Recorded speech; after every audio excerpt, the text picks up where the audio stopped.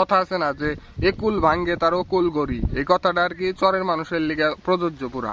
চরের মানুষ এভাবেই থাকে, এক জায়গায় ভাঙ্গে আরেক জায়গায় যায়। আগিলা প্রবাদ, এই প্রবাদটা এখন উচ্ছেদ হয়ে গেছে। এই কারণে নদীতে বালু কাটে, এই যে আমাদের যে চরটা ছিল এই চরটা ভাঙ্গা গেছে, এক মাথা আর এক মাথা পড়ছে, ওই জায়গাটা এই বালু কেটে নিয়ে এই চরটা বিনাশ করে দিচ্ছে। নাহলে আমাদের ওই জায়গাতে আমরা থাকতে পারতাম। মানে এই চরটা ভাঙছে ওইটা ইয়ে করছে।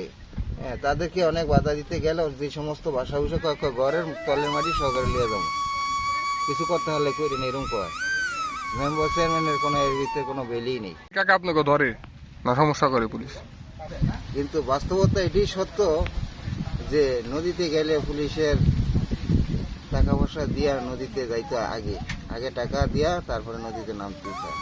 ওইখানে আবার লোক খায়, লোকেরে বলে যে আজকে আমি নদীতে যাবো, আমার নামটা বসায় দাও, ফিজিক্যালি তাদের বিকাশ করতে হয় টাকা, নাহলে প্রতিদিন গেলে অ্যারেস্ট।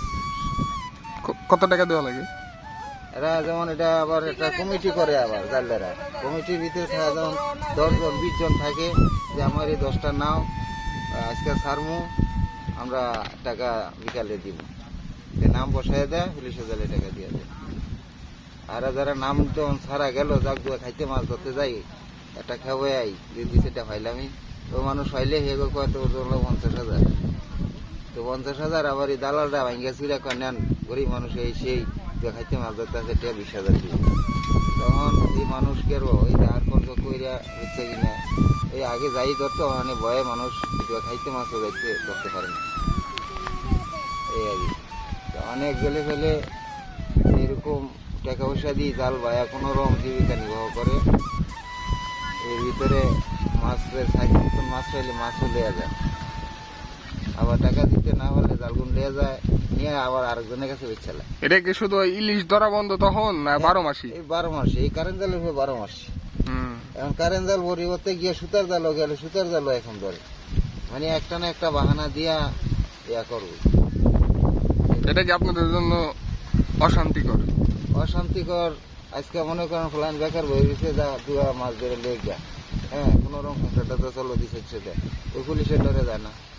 তাহলে চলেন কিভাবে আপনারা? এই চরের প্রধান তো ইনকাম সোর্স অথবা প্রধান জীবিকা আসে বলতে গেলে একটা কথা আছে, মাছ ধরা থেকে।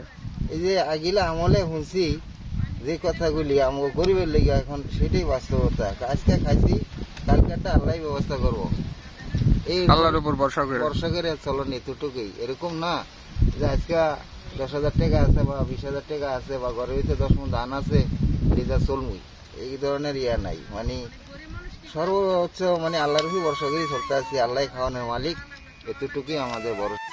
একটা সংস্থা আইছিল নদী ভাঙতির জন্য, ওরা সরাসরি এই আমাদেরকে যে অনুদানটা দিতে, প্রায় 10,000 টাকার মালামাল পাইছি জনে, প্রত্যেক জনে বার দিছে, ওই নানান ঠান্ডি মাতির বিভিন্ন ধরনের দিছে। হ্যাঁ, এতে দেখা গেছে কি বেটারা এরকম আইসেন, দেখা গেছে আমার এরকম দেখে গেছেন, কিন্তু আমার 2টা ছেলেগুলো বিদেশ আছে, এটা আপনি জানেন না। হ্যাঁ, এরকম দিতে গিয়ে বেটারা 320 জন মানুষ দিতে গিয়ে 2-4 জন এরকম একটু স্বাবলম্বী লোক হয়ে গেছে, এটি নিয়ে হেরা আবার ইয়া করছে, হ্যাঁ আমাকে জিঙ্গাইল না, অমুকে এটা হাইতে হারেনি, হেরে দিল কিলিগা, কথাটা বুঝেন না? বন্ধুরা, আমরা কাকার সাথে কথা বললাম, কাকা বলল তারা এই চরে বিভিন্ন অশান্তিতে আছে, তারা বিভিন্ন অশান্তি ভোগ করছে এই চরে থেকে, তারা বাড়ি করছে এবং বাড়ির এই তার নিজেরও জায়গা না, অন্যের জায়গায় রয়েছে তারা, এবং তারা ভাড়া দিচ্ছে। বছর গেলে তারা ভাড়া বৃদ্ধিও করছে। আজকে এই বছর দেখা গেছে 2,000 দিচ্ছে, সামনের বছর 5,000, তারপরের বছর আবার 10,000, এভাবে বৃদ্ধি করছে এবং তাদের সামর্থ্যের বাইরে চলে যাচ্ছে এই চরের জায়গার ভাড়া। কিন্তু তারা ওটা দিয়েই থাকছে, যেভাবেই থাকুক, ঋণ করেই থাকুক, যেভাবেই থাকুক, তাদের থাকতে হচ্ছে, কারণ তারা এখানে বাড়ি অলরেডি করে ফেলেছে এবং তারা বাড়ি উঠিয়েছে এখানে। এই বাড়ি ভেঙে অন্য কোথাও যাবে এমন জায়গাও তাদের নেই, আর যা জায়গা ছিল তা নদীতে বিলীন হয়ে গেছে। এখন তাদের আর কোনো উপায়ও নেই। তারা জীবিকা অর্জনের জন্য হোক আর বা নিজেদের খাবার জন্যই হোক মাছ মারতো তারা নদীতে গিয়ে, সেই মাছও তারা শান্তিতে মারতে পারছে না। বিভিন্নভাবে পুলিশরা তাদের জ্বালাতন করে। শুধু মাছ মারার যে মৌসুম, ওই মৌসুম ছাড়াও তারা 12 মাসই এই নির্যাতনের শিকার হয় অথবা এই অশান্তিতে পড়ে থাকে তারা।